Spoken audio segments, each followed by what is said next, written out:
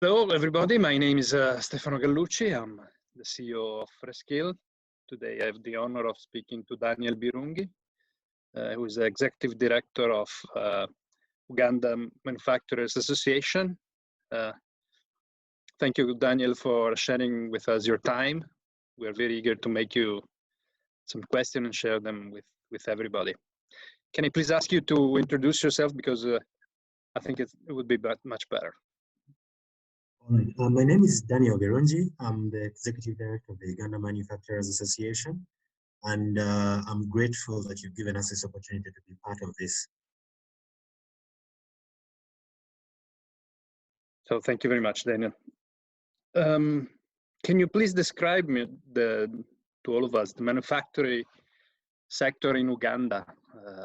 Give us an overview, maybe in general, and then if you could focus a little bit on energy and the need of energy in Uganda for the manufacturers there. Okay. The Ugandan manufacturing sector is one that has grown by leaps and bounds over the years. Currently, we have about 5,400 manufacturers in the country, although as an association, we have approximately 1,400 with us because we are a voluntary membership association. Manufacturers in Uganda, as far as energy is concerned, consume 70% of the energy that is produced in the country. And the biggest consumers in this area are, of course, the steel sector, naturally. We do have textile, also taking quite a bit of the electricity in there. And then we have a lot of agro-processing going on in the country, and these are then contributing to much of the rest of the consumption. As it stands now, manufacturing is probably the most important sector in the country and has been earmarked as the driver for economic development of Uganda, and as such is the pivot along which the National Development Plan for Uganda is hinged. Naturally, part of the challenge still remains that access to power is a key issue for many manufacturers, especially given that a lot of them are setting up in places that may not necessarily be served by the grid. There's been a lot of move towards electrifying different parts of the country, but there still remains challenges on the reliability of the power supply. So in some places, the power fluctuates quite a lot, which definitely impacts manufacturing. In other areas, there are challenges of power going off for long periods at a time, which also means that you can't get much done.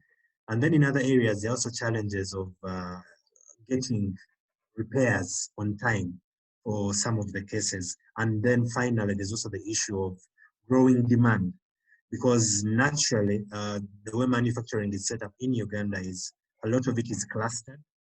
And from time to time, as the cluster grows, the demand supersedes the ability of the network in that area, thereby affecting reliability. So in a nutshell, that's really where we are in terms of manufacturing and power in Uganda. So do you think there are opportunities? Clearly, yes. Clearly, yes. There are definitely lots of opportunities in the energy sector in Uganda. If you look at our energy mix as a country, a large percentage of it, of course, is hydroelectric power. This is drawn from the rivers and water sources within the country. We have a bit of biomass as well, and biomass is mostly for home consumption. No one in the manufacturing sector is using biomass to that level, although for the sectors such as, for example, textile, for sectors such as dairy, there are those who are using biomass boilers for purposes of heating up furnaces and that kind of thing. So there's still a lot of options, there's still a lot of opportunities. There's opportunities to extend the grid to areas that are underserved at the moment, because that would also be key. And there's also an opportunity to open up a number of industrial parks which have been earmarked by government, but at the moment are not served by enough power lines to support the growth of industry in those areas. So companies are asking for energy. This is what. Definitely, companies are asking for energy, but not just energy. They're asking for reliable and consistent energy. And also the issue of affordability comes in, because as a country, our average cost per unit of electricity hovers around 8 US cents per kilowatt hour, which is quite high if you compare to the international benchmark of 5 US cents per kilowatt hour. So anything that can lower that cost essentially means that the manufacturing sector can grow its ability to deliver and can be more productive. So it's more than welcome. So given this need, do you think that companies would use a leasing approach to access reliable and clean energy? If somebody would offer them a leasing approach, would you think this would be something they like, something they would? I would think so. I would think it's something they would certainly appreciate. And why I know it would be positively received is that at the moment we have what we call the energy rebate policy in Uganda. Essentially what that does is if you are in an area that is underserved by the existent grid, you can apply the regulatory authority in Uganda and get permission to invest in the lines to your factory and then recoup your expenditure through deductions on your monthly bill going forward. So if people are willing to pay for that, then certainly a leasing approach would certainly be very welcome. Well, that's quite interesting. And what is the government policy to support renewable energies and energy efficiency activities, if any, if needed? Yeah, the government policy is that anything that enables renewable energy, anything that enables energy efficiency is encouraged and embraced. Part of what's going on is there is a discussion already at government level on reactive energy, essentially holding manufacturing entities to account for wastage, for wasteful machinery. Because the issue here is only so much power that can be generated, and it's only when we use it efficiently that we are able to sustain the development of the economy. There's also been initiatives around enabling the setup of standalone renewable energy facilities beyond just hydroelectric. At the moment, we have about 3 solar plants, solar energy plants that have already been in the country that are supplying to the grid.